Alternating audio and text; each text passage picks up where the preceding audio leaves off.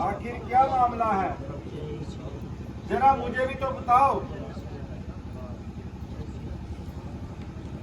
राज्य के बदले माता मुझको, राज्य के बदले माता मुझको, हो गया हुक्म फकीरी का, हो गया हुक्म फकीरी का, बड़ा हुक्म मंजूर है माता तेरे हुक्म फकीरी का। दिया भरत को राज पिता ने, दिया भरत को राज पिता ने, मुझे हुक्म बन जाने का। 14 साल रहूं मैं वन में, हुक्म नहीं घर आने का, हुक्म नहीं मुझे इस घर का खाना खाने का। नहीं किसी का दोष है माता, बदला रंग जमाने का। राजपाट का गम नहीं मुझको, राजपाट का गम नहीं मुझको, ना कोई फिक्र अमीरी का। राज के बदले माता मुझको, हो गया हुक्म फकीरी का। अच्छी तरह से जानते हो कि माता का पिता से ज्यादा हक होता है। बेशक इसमें क्या शक है। तो स्वामी जी से आप पे मेरा हक ज्यादा है। जब मैं मान चुका हूँ तो इसका बार बार बोलना बेफायदा है। वाणी से या दिल से? दिल से ही नहीं बल्कि सच्चे दिल से। अब तो आगे काबू, अब मेरा हुक्म सुनो, तुम वन को ना जाओ। मगर कोई कारण भी तो बताओ। फिर वही रट। माता जी मैं आपकी दिली मनसा को जान चुका हूँ, बड़ी क्या चल है, मगर ये आपका ख्याल बिल्कुल ही उल्टा है। वह किस तरह? वह इस तरह कि पिताजी हम दोनों के स्वामी हैं और उनकी आज्ञा का पालन ना करना हम दोनों के लिए बदनामी है, क्योंकि वह आपके पति और मेरे बाप हैं और उनकी आज्ञा के विरुद्ध जाना हम दोनों के लिए महापाप है।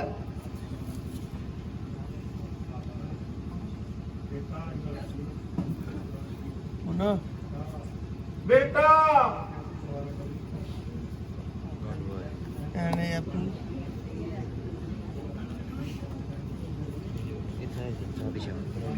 मैं ये कैसे सहन करूं कि मेरा बेटा वन को चला जाए। माता जी जरा धैर्य से काम लीजिए। बेटा किसके आश्रय, कोई सहारा भी तो हो। जब वह दिन ना रहे तो ये दिन भी ना रहेंगे। अच्छा बेटा जिस तरह होगा अपनी जान पे जबर सहेंगे। मगर उस पराई बेटी को क्या कह के समझाएंगे। सीता जरा मेरे पास आओ।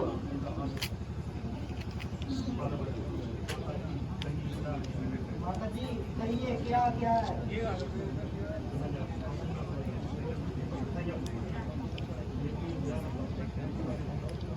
बेटी क्या बताऊं और क्या कर सुनाऊं, ऐसा पाषाण हृदय कहां से लाऊं। ये खुद ही बता देंगे और सारा हाल सुना देंगे।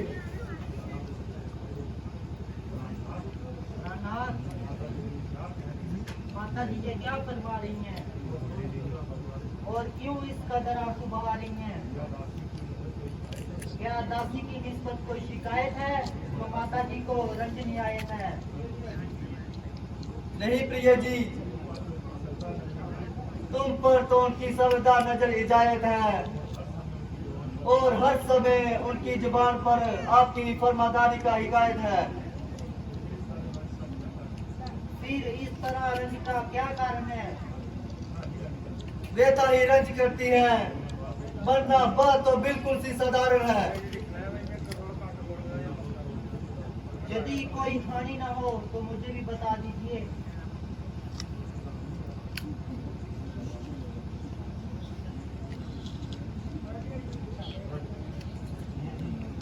प्रिय जी, पिताजी जी की आज्ञा से 14 वर्ष के लिए वन में जाता हूँ और सबने तो आज्ञा दे दी है, अब तुमसे आज्ञा चाहता हूँ।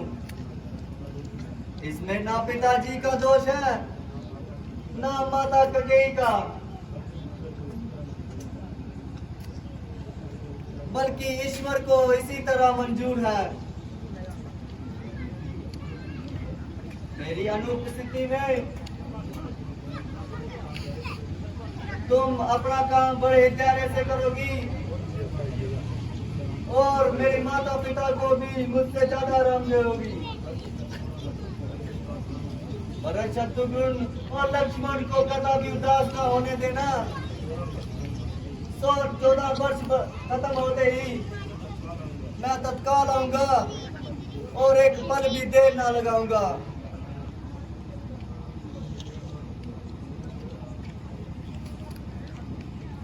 रहना नहीं जहाँ मंजूर, आपके साथ चलूंगी वन में। सुख में रही आपके साथ, दुख में कहाँ अकेले जा। भाई तालियां बजा दो। हाँ। त्याग दूं प्राण जनी क्षण में। रहना नहीं जहाँ मंजूर, आपके साथ चलूंगी वन में। हाँ, पहली बार ये सीता का रोल कर रहे हैं, इनका मनोबल बढ़ाइए। हाँ, तालियां बजाइए, जोरदार तालियां। जहाँ पर राम, जहाँ रहने का क्या परिणाम। जो तुम करो वन में विश्राम, तो जहाँ रहने का क्या परिणाम। रहना नहीं जहाँ मंजूर, आपके साथ चलूंगी वन में।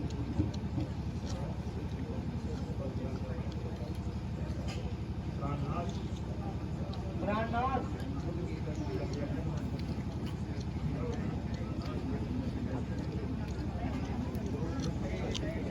जो कुछ पिताजी की आज्ञा है उसके बारे में मुझको कोई ऐतराज नहीं है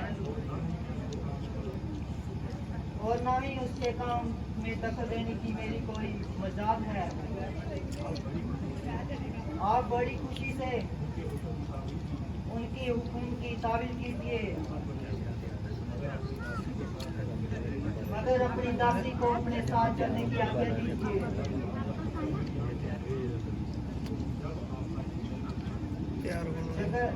जब आपका जंगल में काम है तो मेरा युद्ध में क्या काम है। अगर आपको वनवास है तो मुझको भी वनवास है। मेरे लिए वही अयोध्या जहाँ आपका निवास है। प्रिय जी, तुम जंगल के कष्ट सहन नहीं कर पाओगी, वहाँ बहुत कष्ट होंगे।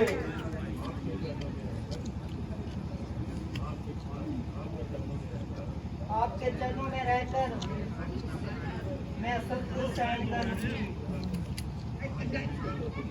वहाँ जंगली जानवर तुमको सताएंगे, हम उनसे अपना दिल बहलाएंगे। तुम तो मंत्र लड़ा रही हो और बात को कहीं से कहीं ले जा रही हो। प्राणनाथ, मेरी आपके सामने मंत्र बनाने की हरगिज़ ताकत नहीं है। जो सच पूछो तो मुझको बात करने की भी जरूरत नहीं है। पिताजी की आज्ञा का पालन करना हम दोनों के लिए आवश्यक है।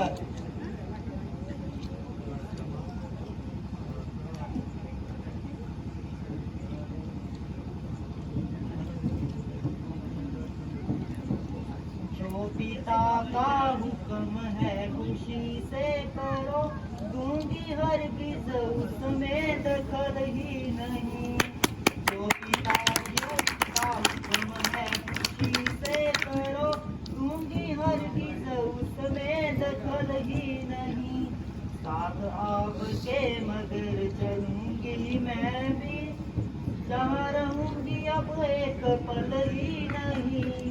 जो पिता का हुक्म है खुशी से करो, दूंगी हरगिज़ उसमें दखल ही नहीं। साया बनकर रहूंगी मैं संग आपके, ना रहूं ससुर ना रहूं बाप के।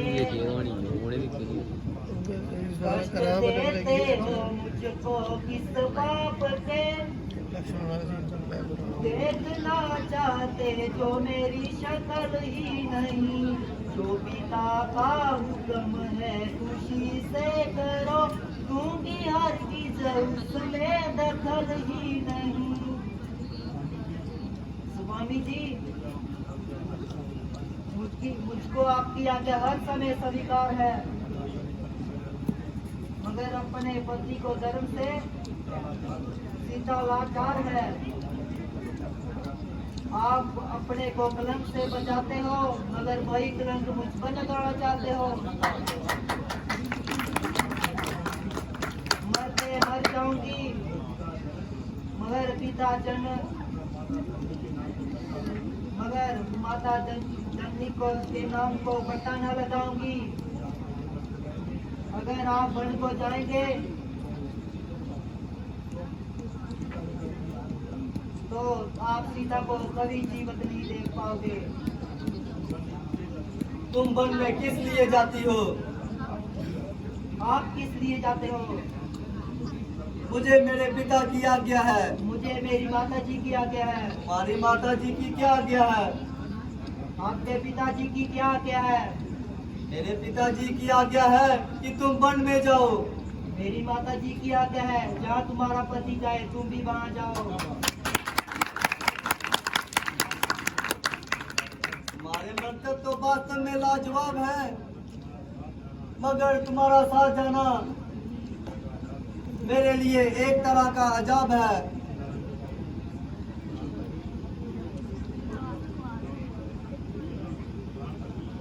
प्राणपति, मेरी आपसे लता है, अगर आप 14 वर्ष के बाद भी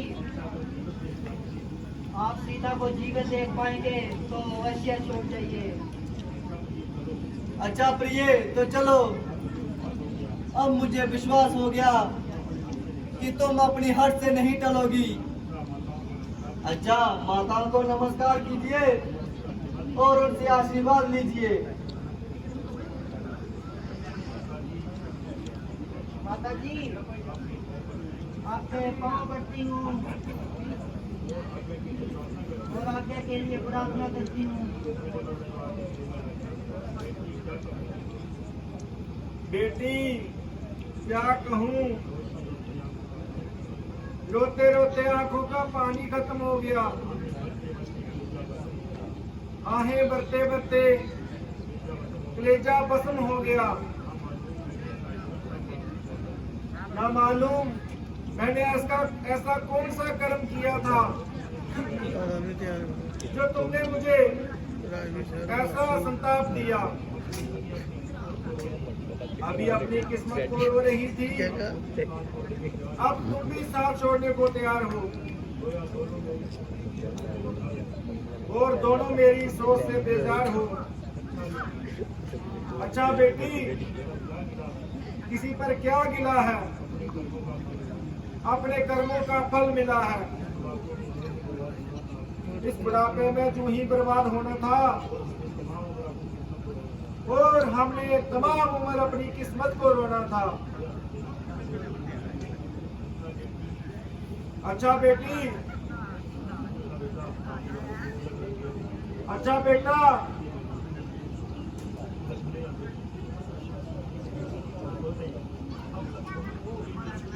अब तक बहुत खूने जिगर पिया और अपने आप को बहुत जब्त किया, किंतु माता जी की अवस्था देखकर सीना चक हो गया और कलेजा जलकर खाक हो गया।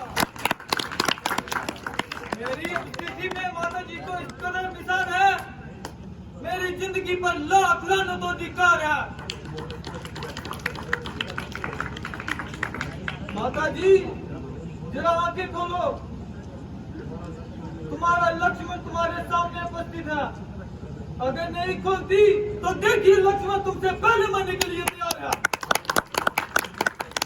नहीं लक्ष्मण, जरा होश से काम लो। इस कायरता का क्या अर्थ है?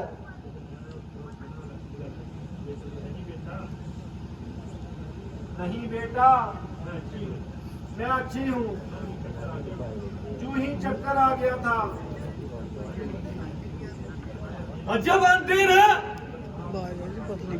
जब राम हर तरफ से राज करने का हकदार है तो किसी दूसरे का इस पर क्या अधिकार है? रोने और गिड़गिड़ाने से राज नहीं मिलेगा। हाँ, अगर किसी में हिम्मत है तो आप मुकाबले भी आए, हमारे दो हाथ देखे और अपने दो हाथ दिखाए ताकि राज करने का मजा भी आ सके। वरना मैं कदापि ऐसी चालाकी और बेईमानी नहीं होने दूंगा। और जब तक दम में दम है किसी की दाल नहीं करने दूंगा। ये लक्ष्मण, मुझे सख्त अफसोस है कि तुम में क्यों इस कदर जोश है। जरा कुछ तो सोचो, किसके हाथ देखोगे और किसको हाथ दिखाओगे और किससे लड़ोगे और किसके खिलाफ अपनी तलवार उठाओगे। कुछ भी सोचे समझे अपने मुंह से निकालते हो और व्यक्ता ही पाप के भागीदार बनते हो।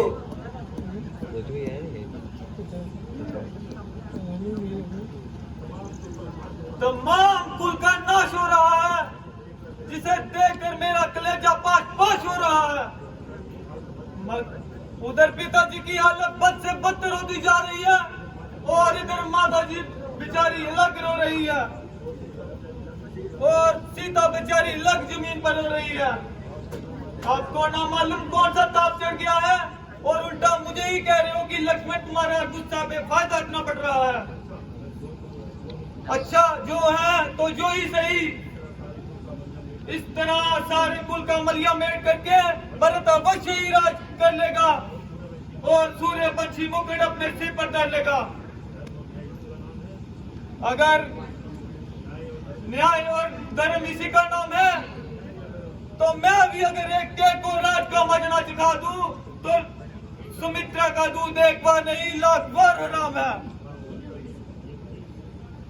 ये भाई, जरा गुस्से को अपने दिल से निकालो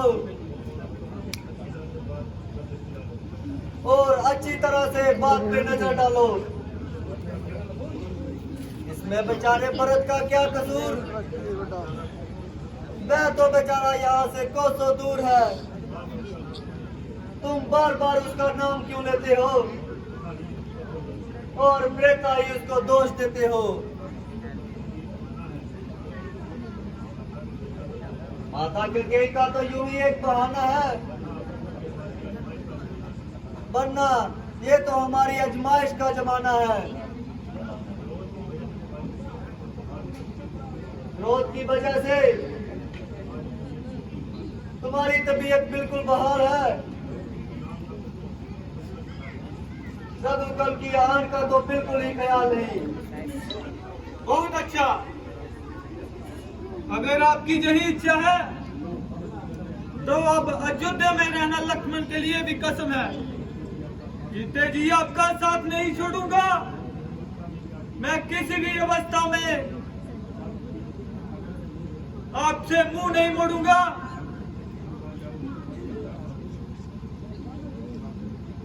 अगर तुम भी साथ जाओगे तो भरत का क्या हाल होगा? लक्ष्मण से ये कैसा सवाल?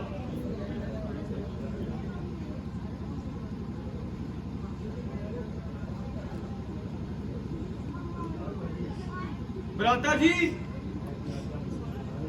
आपकी आज्ञा सिरोधारी है, मगर अयोध्या में रहने के लिए लक्ष्मण असमर्थ है। मैं किसी भी अवस्था में जहाँ पे नहीं रहूंगा और हर किस भी आपकी जुदाई नहीं सहूंगा। अगर आप मुझे जहाँ छोड़ जाएंगे तो शरीर तो जरूर जहाँ रह जाएगा, किंतु प्राण आपके साथ ही चले जाएंगे। उचित तो यही था कि तुम यही ठहर जाते और राजकार्य में बढ़त का हाथ बढ़ाते, परंतु अगर चलने का इरादा है तो अब देर करना बेफायदा है। माताओं को अंतिम नमस्कार कीजिए और जंगल के रास्ते बढ़िए।